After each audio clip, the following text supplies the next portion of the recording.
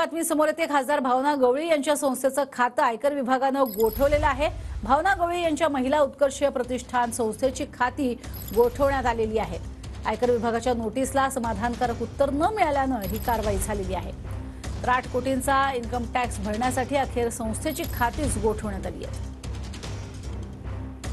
तर खासदार भावना गवळी यांच्या संस्थेवरती महिला उत्कर्ष प्रतिष्ठान या संस्थेची खाती गोठवण्यात आलेली आहेत।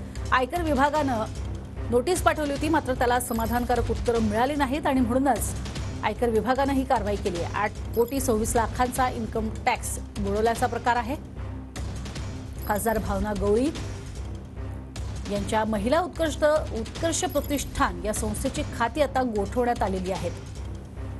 खासदार आहेत भावना गवळी आणि त्यांच्या संस्थेवरती यापूर्वी सुद्धा असे छापे पडलेले होते। आयकरनं मात्र आता त्यांची खाती गोठवलेली आहेत। त्यांची एक महत्त्वाची संस्था आहे, महिलांशी संबंधित ही संस्था आहे। अधिक माहिती घेऊया तर विठ्ठल देशमुख आपल्या सोबत आहेत। विठ्ठल, काय अधिक माहिती?